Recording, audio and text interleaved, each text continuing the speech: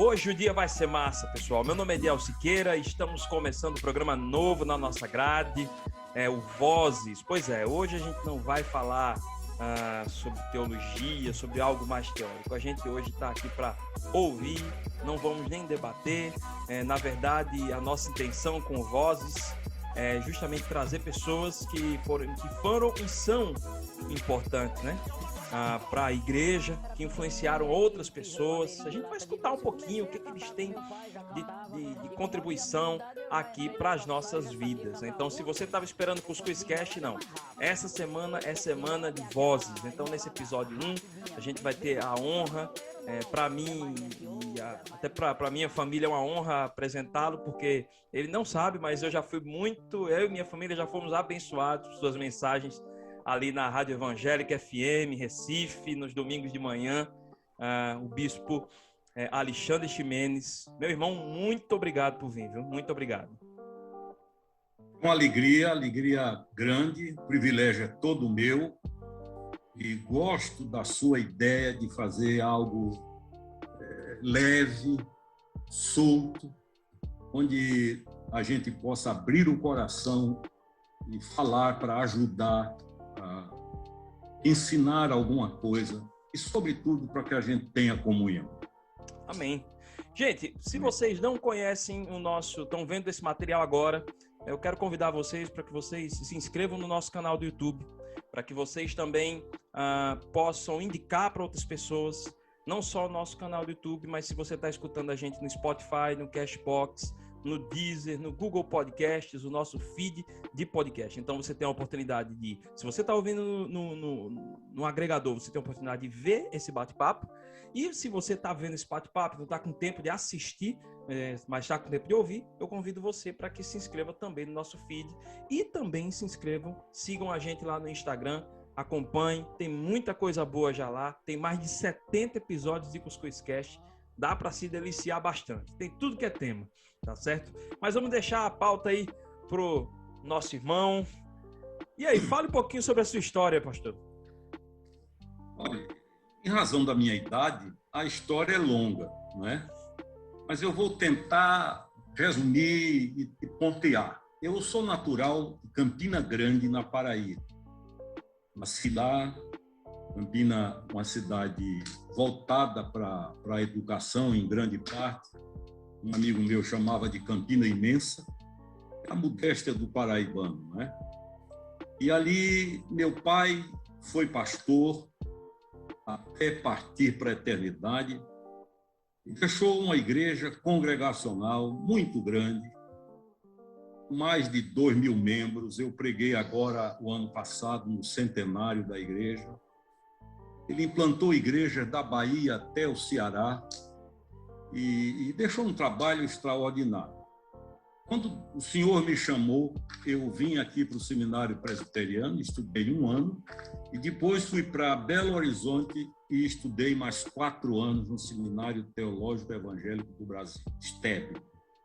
Lá me formei em teologia, voltei para a Paraíba e durante 12 anos pastoreei a igreja que papai havia implantado.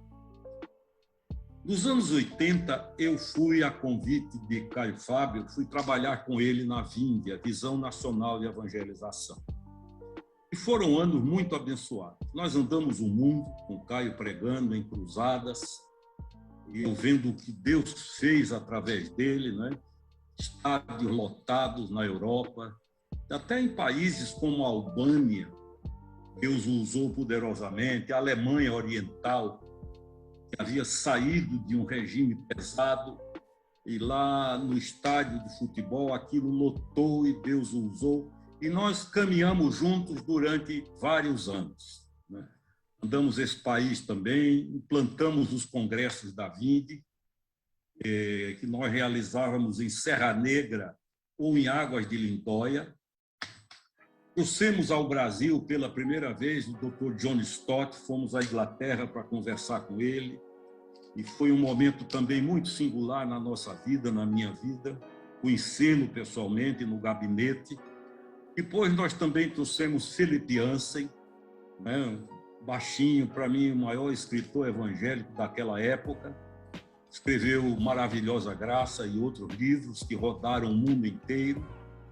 E tive a oportunidade, no trabalho com Caio, de conhecer gente que Deus usou o mundo afora, como eu já disse, o Philip Yancey, e louvo a Deus por tudo isso. E o Tim Keller, né? Conheci o Tim Keller nos Estados Unidos, eu morei lá, onde estudei um tempo, fiz uma pós-graduação, um seminário conhecido, e, enfim, fiz muita coisa. Deus me deu a bênção de andar muito, de viajar muito, de ver formas diferentes de Deus agir, para não sacramentalizar e dizer só é assim, não é. Deus é criativo, é imaginativo, é rico, e Ele faz como quer, com toda a liberdade. Então, andando pelo mundo, eu e ele, nas cruzadas que realizamos, em congressos de pastores, como um enorme que houve em Coimbra, no norte de Portugal, eu vivi essa vida. Depois eu fiquei 8 anos em Porto Alegre, um período mais de reflexão, um período de me voltar para mim mesmo, de ajustar algumas coisas com Deus. E de Porto Alegre eu voltei para Paraíba, para minha terra. E pastoreei ali com um grande amigo, uma igreja batista. Pregarei nela agora no aniversário, Igreja Batista de Tambaú, ali na praia. Começamos em Manaíra, outra praia. E de João Pessoa, Deus me levou para Maceió, onde fui pastor batista. Fui pastor congregacional batista, porque, para mim, denominações são importantes. Elas existem e há uma razão para isso. Mas eu não me prendo. O povo de Deus está... Eu sempre disse que a igreja é como uma colcha de retalho. Presbiterianos, um retalho, batista, outro, congregacionais, outros, episcopais, outros. Cada pedacinho desse não cobre a cama, mas se juntar todos, forma a colcha. Meu querido amigo presbiteriano de Belo Horizonte, Jeremias Pereira, Jeremias que é muito bem-humorado, muito bem-humorado, muito. Amigo do meu pai. Ele não troca uma boa conversa para rir por nada, né? E Jeremias diz assim: cada denominação é uma avenida, é uma rua. Rua dos episcopais, rua dos batistas, rua dos presbiterianos. São 48 mil denominações no mundo. Mas ele diz assim, Jeremias, mas há uma avenida que cabe todo mundo. Amém. Porque o que nos une, nós somos separados por coisas, não vamos discutir, mas o que nos une, o apóstolo Paulo diz, é o fundamento, que é Jesus de Nazaré, a pedra angular. Então, eu estava em Maceió e eu tenho um amigo aqui em Recife, somos amigos há quase 48 anos. Ele pede até para não dizer, porque ele diz, o povo vai achar que nós estamos ficando velhos, que é Paulo Garcia, Dom Paulo Garcia, da Igreja Episcopal. Sim. A nossa amizade nasceu na primeira viagem que nós fizemos a Israel e fizemos juntos, no ano de 78. Ele de um bom humor contagiante. Nunca o vi mal-humorado. Então, criamos um vínculo e quando eu estava em Maceió, ele então me convidou para vir para cá. Foram 5 meses de reflexão, de oração. Isso já vai para quase 20 anos praticamente, né? E finalmente, depois de 5 meses orando e refletindo, eu vim para cá e estou aqui com ele. Depois de alguns anos lá na Catedral da Trindade, nós implantamos aqui em Boa Viagem a Reconciliação e até hoje eu estou lá e aqui pronto para ir para onde Deus me mandar. Porque o lugar mais seguro do mundo é aquele em que Deus quer que você esteja. Então, Ediel, em resumo, resumindo bem, essa é a minha história no mundo evangélico, né? Passei 2 anos na América, em seminário, no Biblical. Tive a oportunidade também de conhecer muita gente, estabelecer muitos relacionamentos e confesso a você que parece que comecei ontem. Ah, que coisa boa. Ô, meu irmão, olha, então esse resumo aí já dá pano para muita manga. né? Tá pondo para muita manga, é verdade. Dá para conversar bastante. Vamos lá. Então, eu vou tentar ir pela ordem cronológica. Como foi que o senhor se percebeu como pastor? Onde foi que se deu o seu chamado, assim? Você disse assim, olha, é isso, Deus está me direcionando para isso e vou lá. Isso.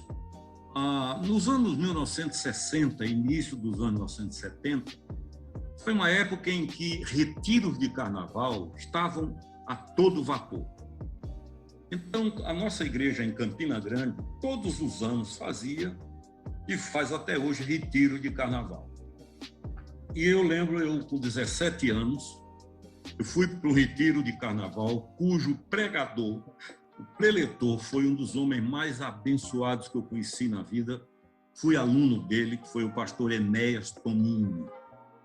O pastor Enéas foi para o céu com 101 anos de idade. Produziu a obra que é tida como a melhor obra na língua portuguesa da geografia e história de Israel. E foi naquele retiro que Deus me chamou. E eu guardo até hoje aquele chamado. Até lembro um episódio interessante e, ao mesmo tempo, maravilhoso. Um dos grandes homens de Deus no mundo foi Oswald Smith. Tinha uma igreja enorme no Canadá. A igreja dele manteve 800 missionários no mundo, só a igreja local. Billy Graham disse, se eu tiver que escolher um modelo para a minha vida, esse modelo é Oswald Smith. Ele foi para o céu e alguns anos depois, quando eu já estava lá, houve um jantar em homenagem a ele e o filho, Paul Smith, estava. E depois que ele falou, permitiram perguntas e um pastor fez a seguinte pergunta, disse, como foi que seu pai conseguiu se manter a vida inteira no caminho? E Paul Smith, filho de Oswald Smith, disse o seguinte, um dia perguntei isso a ele.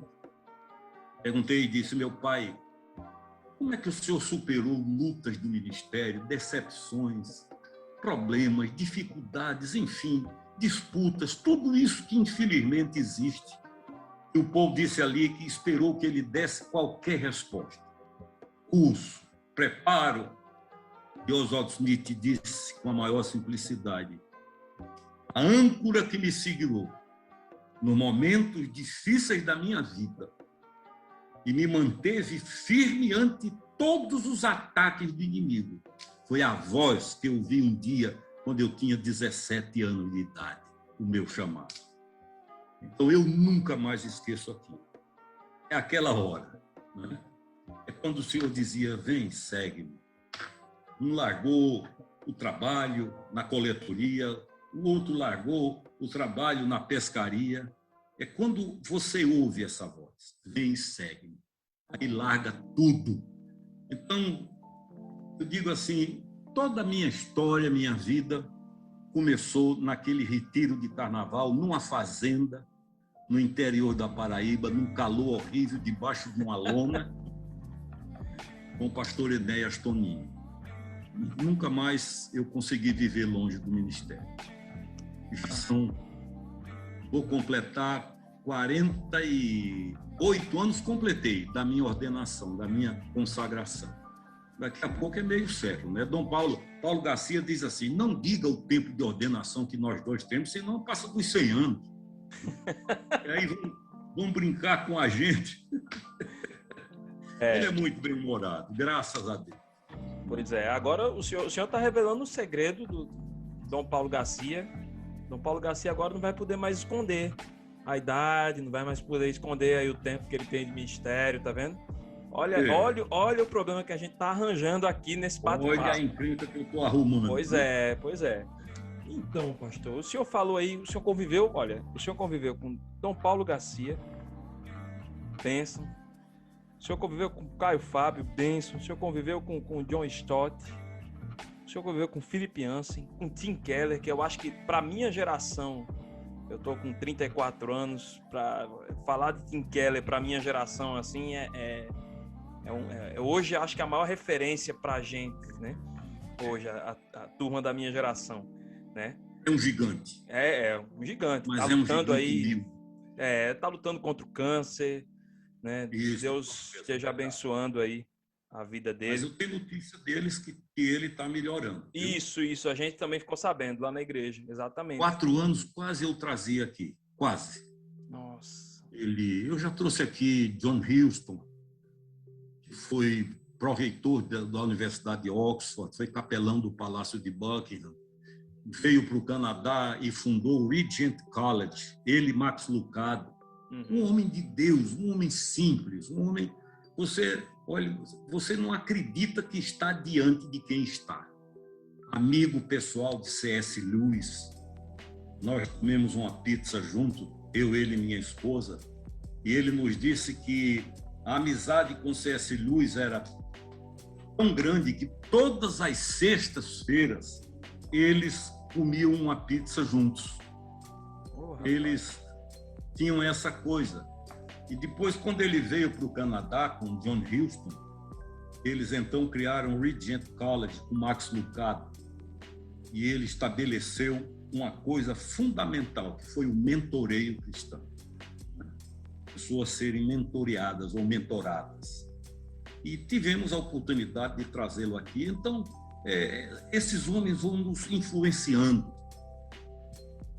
e vão nos ensinando, até sem falar. A vida com Deus não é religiosidade, é relacionamento. Eu tenho horror à religião. Para mim, religião não acrescenta hoje nada. É uma instância, mas digo por respeito, é uma discordância respeitosa. Mas a vida com Deus, a fé cristã, é relacionamento. Quando vocês orarem, digam Pai Nosso. É filho e pai, né? Então, para mim, foi um tempo muito abençoado. Eu posso dizer a você que ganhei muito. Eu tenho tanta história para contar que, se eu começar, é difícil, né? Momentos que nós vivemos. Eu lembro de um voo que eu fiz com o Caio. Nós fomos para a Espanha e, por um problema do avião, a gente foi primeiro para o Marrocos, na África. E fomos daqui, do Rio, até Marrocos, em pé, conversando. E, na volta, ele escreveu um livro. No voo, né? E no voo. Éramos eu, ele, Ariovaldo Ramos, grande amigo, Ariovaldo, e uma turma, agora era uma turma simples. Poxa, que legal. Recentemente, eu vi até um post não lembro se foi no Stories, no Instagram do pastor Caio Fábio, e aí ele colocou uma foto de um grupo lá que ele mentoreava, e aí ele disse, olha, esses aqui, olha, alguns desses aqui vocês reconhecem. Aí eu fui vendo, tinha o pastor Jaziel Botelho, tinha, se eu não me engano, o Ed René, tinha... Eita, o outro, rapaz, olha, eu lembrei na hora, eu vi o nome, eu vi uns 4 naquela foto. E o Carlos. Também... Oi? Não sei se você viu Antônio Carlos também. Sim, Antônio Carlos, isso. Antônio Carlos foi meu aluno na Vinde. Ah, é? A Vinde tem um curso de preparo teológico. E ele ainda era jovem, meninão naquele tempo, foi meu aluno na Vinde, né? E o Evaldo era... Nós três, eu, ele e Caio, almoçávamos juntos com muita frequência. E outros homens de René, um grande amigo. Nós trocamos mensagens, eventualmente, né? O ministério que ele tem ali na IBAB é uma coisa extraordinária. Verdade. Enfim, são muitos que Deus usa. É verdade. O senhor citou aí o pastor Jeremias, né? Nesse período de pandemia, por exemplo, meu sobrinho, meu pai tem incentivado meu sobrinho de 6 anos a assistir a escola dominical da igreja dele, lá da 8ª de Belo Horizonte, da 8ª igreja presbiteriana. Que ele disse, olha, o Jeremias eu conheço, e é bom demais. Então, tudo que ele tiver ali cuidando, pode ir, falou para minha irmã, pode ir, pode escutar, porque vale a pena. Inclusive, se o pastor Jeremias estiver assim, vendo, né, fazendo assim a audiência, olhando aqui a gente, se a gente tiver a honra de tê-lo aqui com a audiência, olha, o senhor é um nome que a gente está querendo aqui para bater papo no Vozes, viu? A gente tem ventilado muito seu nome aqui, pastor, porque realmente é importantíssimo um irmão desse. Olha, é um pastor preparado, é um homem de bem, simples e muito bem-humorado. Eu gosto demais. Da última vez que eu estive em Belo Horizonte, fui com um dos nossos pastores aqui, e lá nos unimos a mais um. Nós ficamos aí umas 2 horas do gabinete conversando, coisas informais, uma maravilha, né? Então, essa turma tem muita história. Essa turma deu muito ao Brasil, né? Uhum. Pois é. Eu vou perguntar sobre 2 pessoas que eu acho que muita gente deve estar curioso aqui, eu pelo menos estou. Como foi a chegada até o John Stott e até o Tim Keller? Vamos lá. A chegada de John Stott, ele nunca havia vindo ao Brasil. E naqueles anos 80, o Caio, conversando comigo na Vind, disse: vamos a Londres convidar John Stott. Vamos.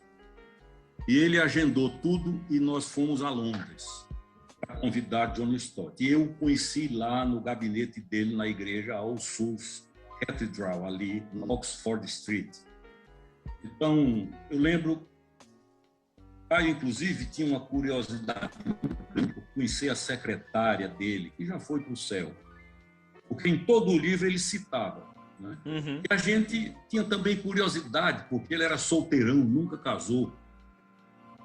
Então, eu lembro que nós chegamos no térreo, a recepção, se a memória não me falha, no primeiro andar, um gabinete, no segundo, o gabinete dele com a biblioteca, e lá em cima, no último, o quarto onde ele dormia com uma cama de solteirão, que se chamava naquele tempo.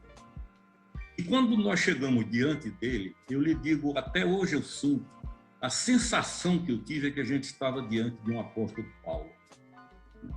E surpreendeu-me a simplicidade dele. Um homem conhecido no mundo, escritor, capelão do Palácio de Buckingham, era o homem que pastoreava a família real, mas de uma simplicidade. Quando Caio me apresentou, ele olhou para o Caio e disse: eu tenho ouvido falar muito em você.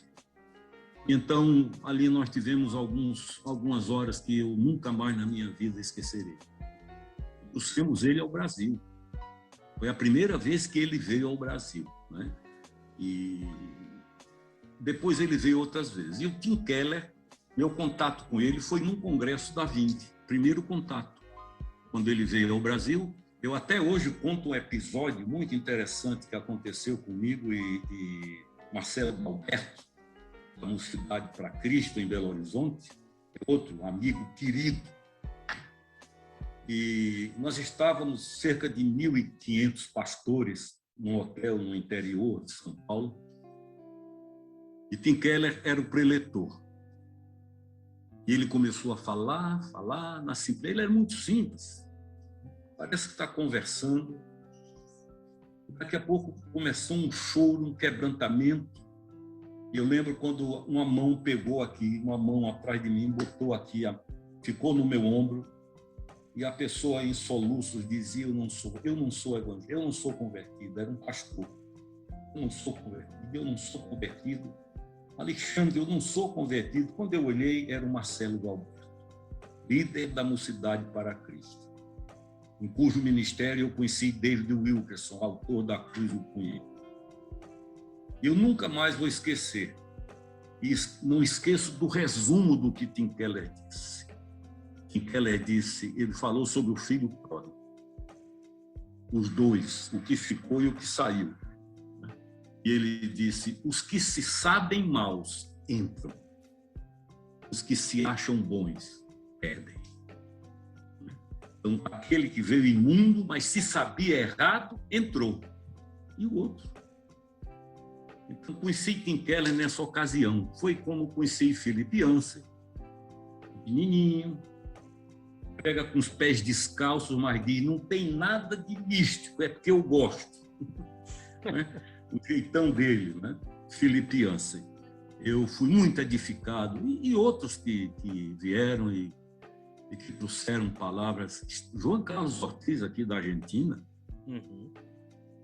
nós fizemos aqui em Pernambuco, no Palavra da Vida. Houve conselho de pastores, um congresso de pastores, e o Caio veio para ser preletor, e o Juan Carlos Ortiz era outro homem maravilhoso. O que é que eu quero dizer?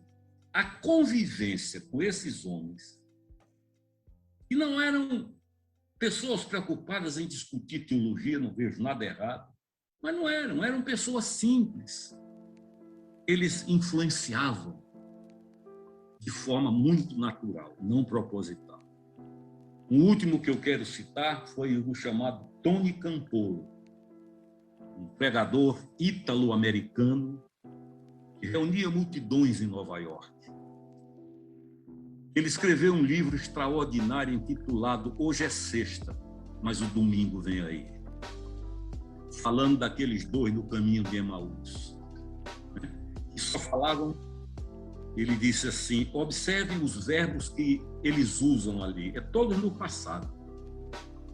Aconteceu, foi, isso, e disseram, falaram de Jesus ao próprio Jesus sem reconhecer, e disseram, pensávamos que ele era. Isso foi a sexta. No domingo, diz, foi o da ressurreição, né? Jesus, na sexta e sábado, deixou o inferno vibrando. Mas no domingo, então, Tony Campolo dizia, o domingo vem aí. E aí aplicou a vida da gente. Muitos de vocês estão vivendo uma sexta-feira. E eu celebrei a ceia do Senhor com ele. E uma das coisas que mais me marcaram na vida de Tony Campolo foi que um dia em Nova York, no gabinete dele, ele recebeu um satanista, o líder da igreja de Satanás em Nova York. E começaram a conversar, e o satanista abriu um livro e começou a dizer a Tony Campolo: você crê que Jesus cura? Creio. Aí ele lia lá no livro de satanista dele: olha aqui, eu curei disso, curei daquilo, e foi dizendo. E aí citava milagres e confrontava Tony. Quando ele acabou, Tony Campolo lhe disse: mas há uma coisa que você não vai conseguir dizer. Um dia estes olhos vão se fechar. Eu sei onde eles vão se abrir. Um dia eu morro aqui, mas na hora exata eu sei onde estarei. E você? E a conversa acabou ali. Então, querido, se a gente se voltar para a palavra de Deus, buscar o Senhor, sem muita formalidade. Eu lembro que eu era pastor de uma igreja, não vou citar a denominação, ainda jovem, e um diácono, que tinha 63 anos de diaconato, me disse: olha, nós precisamos chamar o jovem fulano de tal. Tem um problema sério. Isso o que foi? Eu queria um bem a esse diácono. E ele disse assim, ele foi visto na praia com um copo de cerveja, nós temos que eliminar. Eu disse: meu querido, eu não vou eliminar porque eu sou pastor, não sou pistoleiro. Então, a minha função não é eliminar, é disciplinar ensinando. Disciplinar não é excluir no meu conceito, é discipular. A palavra disciplinar tem o mesmo radical de discipular, de ensinar. Vem para cá. Quanta gente que ainda não era convertida andou com Jesus? Né? Maria de Magdala, possesso de Gadara, todos eles andaram e foram sendo transformados na caminhada. Então, a gente aprende muita coisa e continua aprendendo, porque esses homens têm o que ensinar. Eu digo, volto a dizer a você, não eram teóricos, eram homens muito capazes, mas extremamente simples, nada artificial, muito natural. Amém. Amém. Amém. Olha, pastor, eu queria perguntar uma outra coisa, para a gente encerrar esse bate-papo, porque, gente, esse bate-papo aqui era tão bom que a gente vai continuando, e aí ele vai contando uma coisa, eu já vou pensando em outras 2, 3 perguntas, mas se eu não enxugar, vai ser problema, porque vocês mesmos que estão vendo aqui não vão aguentar. Eu vou fazer a última pergunta aqui, mas não porque o bate-papo é muito bom. Cada vez que bispo Alexandre Ximenes está falando alguma coisa, eu já penso em 2, 3 perguntas. Talvez vocês tenham tido um bocado. Pena que não tem condições hoje de a gente fazer ao vivo esse bate-papo. Quem sabe no futuro a gente vai ter condições. Estou à sua disposição, querido. Obrigado, bispo. Ainda mais eu estando aqui em casa, né? E informal como Pronto. é o meu jeito. Pronto, ótimo. A gente tem lutado para ser assim. E aí, eu queria saber do senhor, qual é hoje a mensagem que o senhor passaria para a igreja hoje brasileira? Eu vou falar brasileira porque o pessoal está escutando aqui, a grande maioria é brasileira, escutando e vendo agora, né? Eu diria para a igreja centralizar cada vez mais uma pessoa. Jesus não é uma organização, é um organismo, é uma pessoa. E priorizar no ensino o relacionamento, como eu lhe disse. O companheiro, o amigo, o Senhor, o Salvador, né? Aquele que veio para nos remir vivendo o que nós vivemos. Eu acho, e vou ser bem claro, eu já não estou em idade de agradar mais ninguém. Né? É isso. Vamos entender que fé cristã não é religião, é comunhão. É uma pessoa. Jesus não era uma instituição. Eu entendo que nós temos que institucionalizar por uma questão do sistema. Mas igreja não é instituição, é gente. São pessoas. A palavra igreja vem da língua grega, eclesia ou eclésia, e esse prefixo ek significa chamados para fora. Para fora de onde? Do mundo, mas não é do mundo natureza, é do mundo sistema, do sistema maligno. Enquanto o Senhor prega a comunhão, o sistema idolatra a competição. Enquanto o Senhor fala sobre fidelidade, o sistema fala sobre oportunidade. E a igreja, se não tiver cuidado, ela importa esses valores com linguagem religiosa. E o que eu mais gostaria de ver era a igreja sendo igreja, eclésia ou eclesia, os chamados para fora. Para fora não é desse mundo natureza. O povo diz, fulano estava fazendo isso, é mundano. Mundano é quem vive os valores do sistema.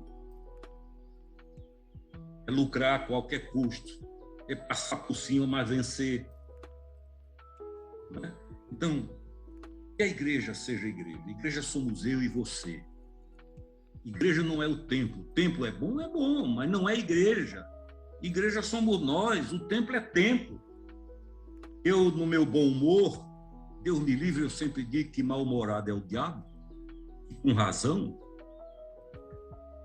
Eu digo, não é o templo que faz um cristão. Se fosse assim, eu ia pegar um cavalo e botar na garagem e dizer, tem um carro, mas não é. Para ser bem claro, então não é o fato de estar ali. Onde foi que Jesus encontrou mais resistência? Nas sinagogas. Ele só entrou em 2. Uma em Jerusalém e outra em Cafarnaum, na terra dele. E chocou todo mundo. Nós temos que ser igreja, porque quando você e eu entendemos que a igreja somos nós, o templo pode ser qualquer lugar. O escritório, o trabalho, a empresa, a universidade, a igreja está ali. O homem que me levou a Cristo nos anos 1960, um dos poucos que eu chamo de um santo de Deus, reverendo Antônio Elias. Sim. Foi o discipulador de Caio Fábio. O reverendo Antônio Elias, ele era pequenininho, muito bem-humorado, um homem de Deus. Uma vez ele conversando comigo, ele disse, meu filho, há mais comunhão numa mesa de restaurante do que no banco de uma igreja, muitas vezes. E é verdade. Então, templo, amém pelo templo, precisamos do templo, não sou contra templo, fique bem claro. Mas entendo que o templo existe para a igreja ir lá, que sou eu e você. E que eu e você temos que ser igreja em qualquer lugar que nós estejamos. Né? E aí o templo passa a ser um acessório de conforto. Eu viajei por trás da cortina de ferro e fui da Tchecoslováquia até a Hungria, pelo rio Danúbio, no tempo em que o Muro de Berlim era a grande barreira. Eu lembro que eu atravessei o Muro de Berlim, até embaixo do veículo tinha espelho que eles botavam. E eu conhecia a igreja sofrida, a igreja perseguida, a igreja que não podia aparecer. Eu me arrepio, querido, mas eu lhe digo que nunca vi tanta gente fiel. Eu fui de Hamburgo a Berlim, 150 quilômetros de carro, de um lado e do outro da estrada, cercas de arame elétricas, com eletricidade, eram as chamadas cortinas de ferro. E a cada 200 metros, um ninho de metralhadora, que não precisava de ninguém para puxar o gatilho, a aproximação já disparava. E a igreja fiel. Eu preguei para um auditório de 17 pessoas e fui traduzido para 5 idiomas. Uma história linda. Uma história de tirar lágrimas dos olhos. Corre Tembum. Eu estive na casa dela em Amsterdã, orei no quartinho dela. Você conhece a história, ela e a família inteira foram levadas para o campo de concentração. E ela viu quando os carrascos levaram o pai, o irmão, a mãe, a irmã Betsy, elas eram quase gêmeas, e nunca mais viu. E quando a guerra acabou, ela nos contou que um dia numa igreja na Europa, ela pregando, depois do culto veio falar com ela, sabe quem? O carrasco do campo de concentração. E levou a família dela para a câmara de gás.